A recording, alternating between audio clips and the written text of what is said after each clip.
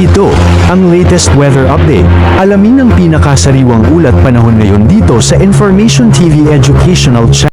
Sa ating latest satellite images, ito makaulapan sa labas ng ating car. Isa itong low pressure area na patuloy na natin minomonitor. Latest location natin kanina ang alas 3 ng hapon ay nasa lay 1,650 kilometers silangan ng Mindanao. Nananatiling maliking chance na nasabing low pressure area na maging bagyo within the next 24 hours at at least for today until tomorrow, wala tayo inaasang direktor epekto ng nasabing sama ng panahon sa ating bansa. Patuloy ang pag-iral ng northeast monsoon o yung malamig na hanging amihan dito sa area ng Northern Luzon at easterly naman yung umiira sa nalalabing bahagi ng ating bansa.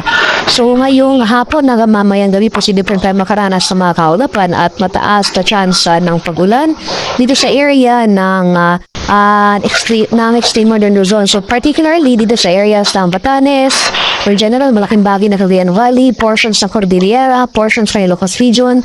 Ito na rin itong eastern section ng Luzon sa area ng Aurora at sa Quezon. So generally fair weather mararanasan for Metro Manila and the rest of the country apart from the usual afternoon to evening na mga rain showers or thunderstorms.